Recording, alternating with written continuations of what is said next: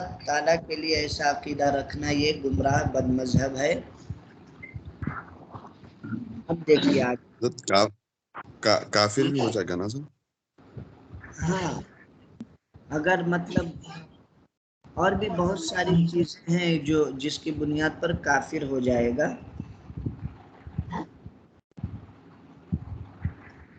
اب دیکھیں گے کیا بول رہا ہے کیا نہیں بول رہا ہے, کس اعتبار سے کہہ رہا ہے, تو وہ حساب سے کفر کا فتویٰ لگے گا اس کے اوپر. مطلب کھلم کھلا یہ بول رہا ہے کہ مطلب خدا کے اندر عیب ہے, جھوٹ بول سکتا ہے, مطلب ایسا بول رہا ہے تو ہو جائے گا نا کافر. ہاں وہ کافر کا تو مجھے پتہ نہیں, یہاں پہ گمراہ اور بد مذہبی بتایا گیا ہے. اور دیکھتے ہیں, بڑی کتاب میں دیکھنا پڑے گا گمراہ اور بد مذہب مطلب کافری ہوگا یا جیسے کہ گمراہ ہو جائے گا, وہ دیکھنا پڑے گا اس کے بارے میں. ٹھیک ہے چلیے آگے. کیا اللہ تعالیٰ کو بوڑھاؤ کہنا جائز ہے؟ گاؤں میں ایسا ہوتا ہے کہ بہت سارے لوگوں کو پتہ نہیں رہتا, تو ایسا کہتے ہیں, تو یہ جائز نہیں ہے, ایسا بولنا کفر ہے. اللہ تعالیٰ کی شان میں ایسا لفظ استعمال کرنا کفر ہے, یعنی کافر بنا دے گا ایسا لفظ بولنا. سوال, بعض لوگ کہتے ہیں کہ اوپر والا جیسا چاہے گا ویسا ہوگا. یہ میں بہت سارے لوگوں کے منہ سے بھی میں بھی سنا ہوں, بولتے اوپر والا جو چاہے جیسا چاہے ویسا کرے گا. اور کہتے ہیں اوپر اللہ ہے نیچے تم ہو, یا اس طرح کہتے ہیں کہ اوپر اللہ ہے نیچے پنچ ہے. ہاں یہ بھی جملہ میں سنا ہوں. تو ایسے ورڈ سے بچنا چاہیے, یہ سب جملے گمراہی کے ہیں. ٹھیک ہے, یہ سب گمراہی کے جملے ہیں. ان تمام جملوں سے انسان کو بچنا چاہیے, اور بچنا نہایت ضروری ہے. یہ کیوں کہتے ہیں؟ چونکہ علم نہیں ہوتا, اس کی بنیاد پر وہ کہتے ہیں. اب انہیں پتہ نہیں ہوتا اور کہہ دیتے ہیں. اور ایسے بہت سارے جملے کہتے ہیں, لوگوں کو پتہ نہیں ہوتا. اور اسی لیے حضور کی حدیث بھی ہے نا, حضور صلی اللہ علیہ وسلم نے ارشاد فرمایا کہ ایک زمانہ ایسا بھی آئے گا کہ لوگ صبح میں ایمان والا ہوگا اور شام ہوتے ہوتے کافر ہو جائے گا, یا شام میں ایمان والا ہوگا اور صبح ہوتے ہوتے کافر ہو جائے گا. ابھی ایسا بھی ہے کہ بہت سارے سانگس جو گانے ہیں اس میں کفریہ جملہ ہے, اور اس کفریہ جملے کو لوگ سنتے بھی ہیں اور آرام سے مزے بھی لیتے ہیں. تو اگر کوئی اس جملے کو سنے اور اس پہ راضی بھی ہو تو وہ کافر ہو جائے گا. لیکن اسے پتہ نہیں ہے, سنا بس اور کہا کہ میں اس سے راضی نہیں ہوں چونکہ یہ غلط ہے, تو گنہگار ہوگا, کافر نہیں ہوگا. لیکن اس جملے اس سانگ میں اگر گانے میں کچھ ایسا ہے جو اللہ تعالیٰ کے شان کے خلاف ہے اور اس پہ وہ راضی بھی ہے, اس کو وہ پسند بھی کرتا ہے, تو اس کی بنیاد پر وہ کافر ہو جائے گا. اور ایسا ہوتا ہے. اسی دور کے لیے فرمایا تھا کہ شام کو مسلمان رہے گا صبح کو کافر ہو جائے گا, یا صبح کو مسلمان رہے گا شام کو کافر ہو جائے گا. سوال, اللہ تعالیٰ کو اللہ میاں کہنا چاہیے یا نہیں؟ جواب, اللہ میاں نہیں کہنا چاہیے کہ منع ہے. میاں کا لفظ جو استعمال ہوتا ہے وہ شوہر کے لیے بھی ہوتا ہے, اور ایسا ورڈ جو مطلب کئی معنوں میں استعمال ہوتا ہے, جس کے خراب معنی بھی ہو اور اچھے معنی بھی ہو, تو ایسے ورڈ سے بھی اللہ تعالیٰ کی طرف کرنے سے بچنا چاہیے. تو جب ویسے ورڈ کو اللہ تعالیٰ کی طرف نسبت کرنے سے بچنا چاہیے, تو یہ تو خیر میاں یعنی شوہر کے معنی میں استعمال ہوتا ہے, تو اس سے تو اور بچنا چاہیے. اور بہت سارے وہابی دیوبندی کے عالم نے بھی, مولانا نے بھی میاں کا لفظ استعمال کیا اللہ تعالیٰ کے لیے, جبکہ میاں کے لفظ سے بچنا چاہیے چونکہ یہ کئی معنوں میں استعمال ہوتا ہے. میاں کا لفظ کبھی کبھی بوڑھے لوگوں کے لیے بھی استعمال کیا جاتا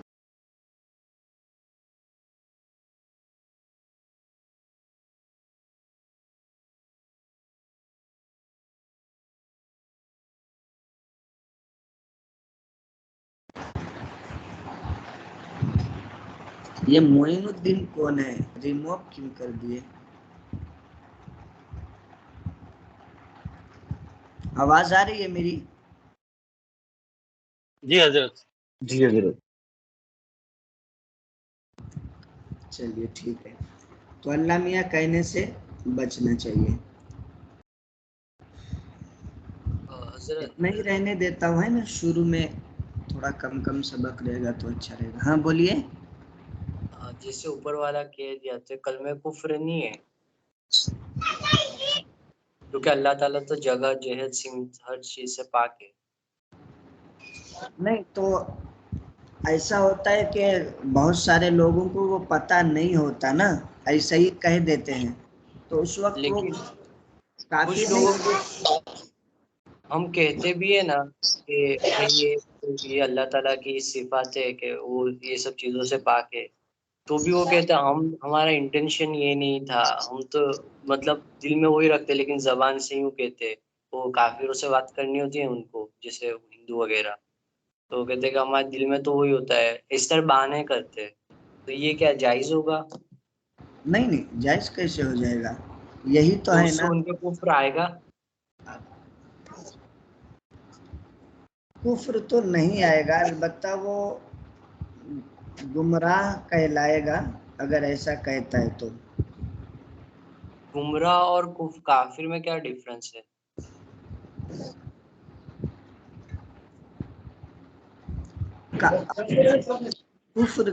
کافر کہنے کے لیے بہت سارے اینگل سے اس کو دیکھا جاتا ہے، ٹھیک ہے.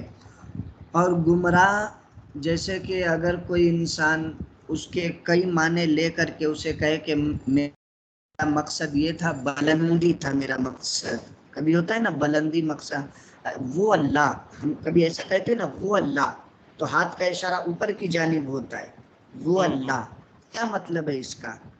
تو اگر آپ پوچھیں گے تو کہیں گے نہیں میرا مقصد یہ تھا، بلندی بتانا مقصود ہے، تو ٹھیک ہے کوئی بات نہیں ہے. اور اگر کوئی جگہ مکان خاص کر دے کہ ہاں اللہ تعالیٰ اوپر ہی ہے یا اسی طریقے سے نیچے ہی ہے، جیسے کہ غالباً فتاوی شارح بخاری میں بھی اس طریقے سے سوال ہوئے تھے جگہ کے حوالے سے، کہ کہتے ہیں نا اللہ تعالیٰ ہر جگہ ہے.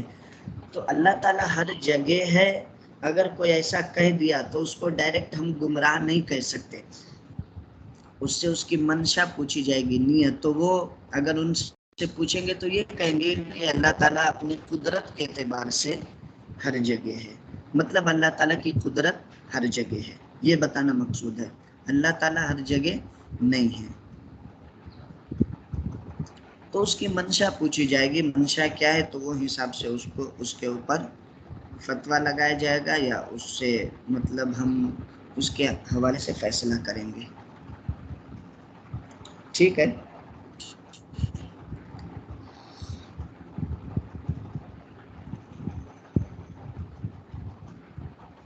تو آج اتنا ہی سبق رہنے دیتے ہیں، ٹھیک ہے. تو یہ یاد کر کے لائیے گا، پھر انشاءاللہ آگے کا پڑھیں گے. حضرت یہ جو لکھنا بھی ہے، نہیں لکھنے کا یاد کرنا ہے. ابھی تو فی الحال صرف یاد کرنا ہے، لکھنے کا میں بتاؤں گا کیا لکھنا ہے. تو آپ سوال پوچھے گا اور ہمیں آنسر دینا ہے بغیر دیکھے. ہاں آنسر دینا ہے.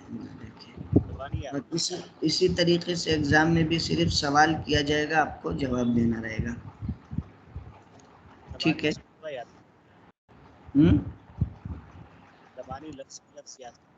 ہاں لفظ ٹو لفظ یاد کرنا ہے، یا سمجھ کے بھی یاد کریں گے، لیکن ابھی آپ کے لیے بہتر یہی ہوگا آپ لوگوں کے لیے کہ لفظ ٹو لفظ یاد کریں، کیونکہ اگر آپ ابھی سے سمجھنے لگیں گے تو تھوڑا الٹا پلٹا سمجھ جائیں گے.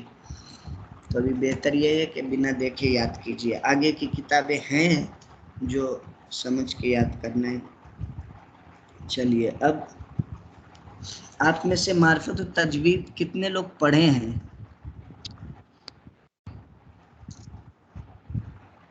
اچھا، معرفت التجوید پڑھے ہیں نا، ٹھیک ہے. ابھی معرفت التجوید ہی میرا سبجیکٹ ہے جو مجھے پڑھانا رہتا ہے.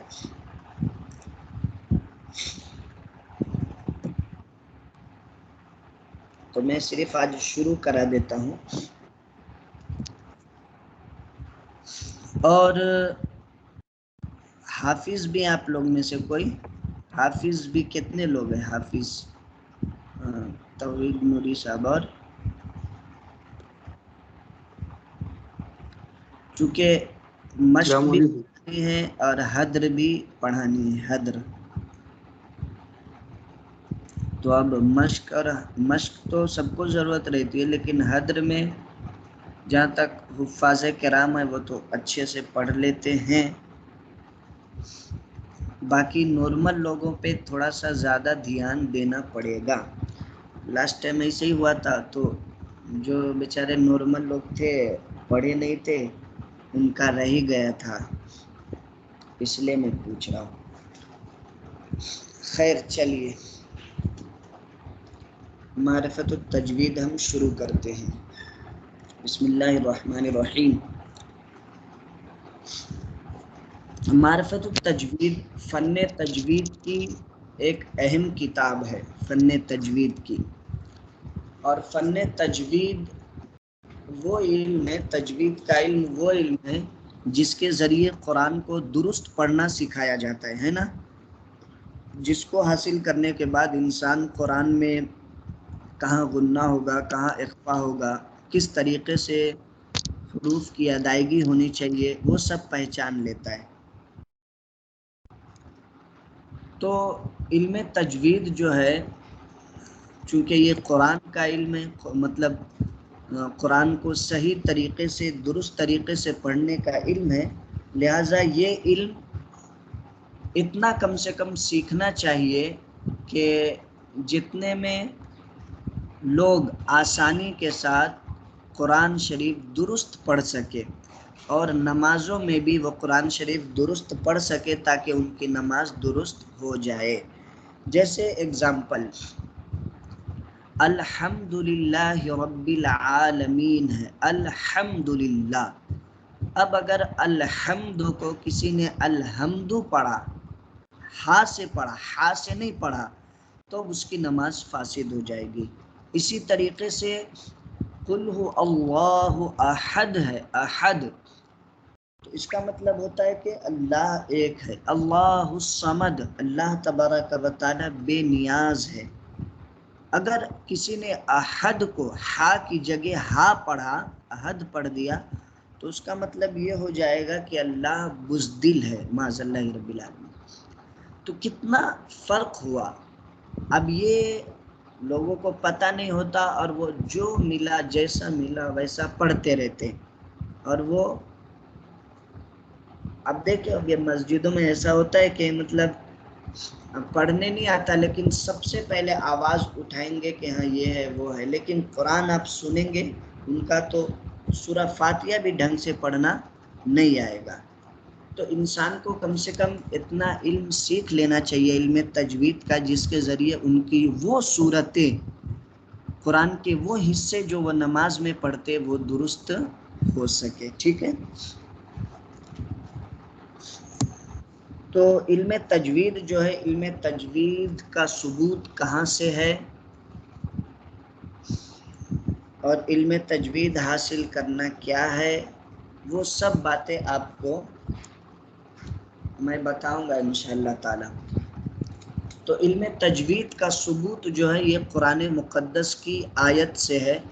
اللہ تعالیٰ ارشاد فرماتا ہے وَرَتِّلِ الْقُرْآنَ تَرْتِيلًا. اس کا مطلب یہ ہوتا ہے کہ قرآن کو خوب ٹھہر ٹھہر کر پڑھو.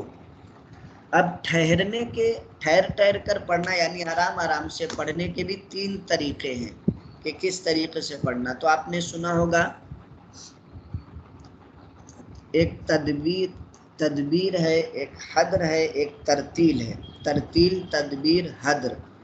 ترتیل یعنی بالکل آرام سے، جو ترتیل جیسے آپ اس کو یہ سمجھ لیجئے کہ اجتماعات وغیرہ میں جو قرأت کرتے نا، جیسے مرحوم قاری صاحب، قاری ریاض الدین صاحب قرأت کرتے تھے، تو وہ ترتیل میں کرتے تھے، ایک دم آرام آرام سے ٹھہر ٹھہر کے، تو وہ ترتیل میں کرتے تھے. اور تراویح میں جو حفاظ پڑھتے ہیں وہ حدر میں پڑھتے ہیں. آپ کو ایک دم فاسٹ پڑھتے ہوں گے یا ایک دم سلو پڑھتے ہوں گے تو اس کا نہیں پتا، پر نارمل جو پڑھتے ہیں الحمدللہ رب العالمین الرحمن الرحیم مالک یوم الدین، تو اس طریقے سے جو پڑھتے ہیں یہ کیا ہے؟ حدر ہے۔ اور تدبیر کیا ہے؟ جو نماز میں لوگ پڑھتے ہیں، ہے نا، ائمہ لوگ پڑھتے ہیں، وہ کیا ہے؟ ایک دم مطلب نہ زیادہ فاسٹ ہو اور نہ زیادہ ایک دم سلو ہو، ایک دم ٹھہر ٹھہر کے ہو۔ تو یہ 3 طریقے ہیں۔ تو حضرت علی نے فرمایا کہ اللہ تعالیٰ نے ارشاد فرمایا قرآن میں ورتل القرآن ترتیلا، اور قرآن کو خوب ٹھہر ٹھہر کر پڑھو۔ اور حضرت علی رضی اللہ تعالیٰ عنہ نے اس آیت کی تفسیر میں بیان فرمایا تجوید الحروف و معرفت الوقوف۔ تجوید الحروف یعنی حروف کو صحیح مخارج و صفات کے ساتھ ادا کرنا، معرفت الوقوف اور محل وقف اور کیفیت وقف کو پہچاننا، محل وقف اور کیفیت وقف کی رعایت کرنا۔ یہ حضرت علی رضی اللہ تعالیٰ عنہ کے قول کا ترجمہ ہے۔ قول کیا ہے؟ تجوید الحروف و معرفت الوقوف۔ اس کی تفسیر میں بیان فرمایا حضرت علی نے ورتل القرآن ترتیلا، آیت جو ہے اس کی تفسیر میں، اور پھر اسی کے ذریعے یہاں سے ہی علم تجوید کا ثبوت ملتا ہے۔ لہٰذا علم تجوید کا ثبوت ہمیں پتہ چلا کہ قرآن مقدس سے ہے، اور آیت کون سی ہے؟ آیت ہے ورتل القرآن ترتیلا۔ اس آیت سے علم تجوید کا ثبوت ملتا ہے۔ اب کیسے ثابت کریں گے؟ تو حضرت علی رضی اللہ تعالیٰ عنہ کے حضرت علی نے اس آیت کی تفسیر میں بیان فرمایا تجوید الحروف و معرفت الوقوف، حروف کو صحیح مخارج و صفات کے ساتھ ادا کرنا، محل وقف اور کیفیت وقف کی رعایت کرنا۔ ٹھیک ہے، اب مخارج و صفات جو ہے یہ الگ ہے، اور محل وقف اور کیفیت وقف پھر الگ ہے۔ مخارج کی ڈیفینیشن ہے، پھر ہر ایک حرف کا مخرج الگ الگ ہے، اور اس کے بعد پھر صفات کی ڈیفینیشن بھی ہے، پھر صفات کی بھی کئی قسمیں ہیں۔ ٹھیک ہے، تو وہ انشاءاللہ آپ آگے پڑھیں گے۔ معرفت التجوید کا مطلب ہوتا ہے تجوید۔ ہاں بولیے۔ اب اس کی PDF سینڈ کر دو نا گروپ میں۔ ہاں کر رہا ہوں۔ نہیں ہے نا آپ لوگ کے پاس نہیں ہے کیا؟ مت تھی لیکن مل نہیں رہی ہے۔ اوکے اوکے، میں بھیجتا ہوں، ابھی جسٹ بھیج رہا ہوں۔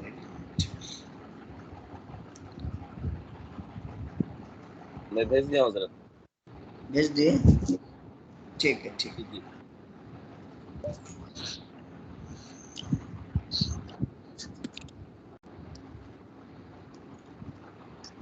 ہاں تو کیا ہاں معرفت اور تجوید۔ معرفت کا مطلب ہوتا ہے پہچان، اور تجوید کا مطلب تو آپ پڑھ ہی لیے کہ مخارج صفات کے ساتھ حرف کی ادائیگی۔ تو حرف کی ادائیگی کو پہچاننا، حرف کی ادائیگی کی پہچان کے لیے ہی یہ کتاب ہے۔ تو آپ اتنی باتیں کل یاد کر کے لائیں گے جو میں نے ابھی بتایا، بس کہ تجوید کا ثبوت کہاں سے؟ قرآن مقدس سے۔ قرآن مقدس کی کس آیت سے ہے؟ ورتل القرآن ترتیلا۔ اس کا معنی کیا ہوتا ہے؟ تو اور قرآن کو خوب ٹھہر ٹھہر کر پڑھو۔ پھر اس کے بارے میں حضرت علی رضی اللہ تعالیٰ عنہ نے اس کی تفسیر میں فرمایا تجوید الحروف و معرفت الوقوف، کہ حروف کو صحیح مخارج و صفات کے ساتھ ادا کرنا، نیز محل وقف اور کیفیت وقف کی رعایت کرنا۔ اب اس کے آگے مزید باتیں ہیں، وہ انشاءاللہ میں کل بتاؤں گا۔ ٹھیک ہے؟ جی جی حضرت۔ اور میں انشاءاللہ ایک ایک کر کے سورہ فاتحہ بھی سنوں گا تاکہ مجھے پتہ چلے کہ کس کا صحیح اور کس پہ زیادہ توجہ کی ضرورت ہے۔ ٹھیک ہے، تو آپ لوگ پریکٹس کر کے آئیے گا جو حافظ نہیں۔ جی انشاءاللہ۔ ٹھیک ہے، السلام علیکم ورحمۃ اللہ، پھر کل السلام ملتے ہیں۔ علیکم۔ وعلیکم جی آپ لوگ مولانا جمیل تو پڑھا دیے نا آپ لوگوں کو، وہ دوسرے جی مولانا پڑھا۔ جمیل؟ ہاں تو آپ لوگ اگر جانا چاہتے ہیں تو جا سکتے ہیں. ہو گیا ہے فنش ہو گیا. ہاں ابھی ایک وہ مولانا اویس کی طبیعت صحیح نہیں ہے نا تو وہ 1-2 دن میں جوائن کریں گے تو پھر آپ کو رہنا ہے 8:30 بجے تک رہنا ہے. ابھی وہ نہیں ہے نا اس لیے جلدی چھٹی ہو رہی ہے. ٹھیک ہے تو ابھی یہاں سے چھٹی ہوگی. ہاں ٹھیک ہے. السلام علیکم. السلام. السلام علیکم ورحمۃ وعلیکم السلام. السلام علیکم ورحمۃ اللہ.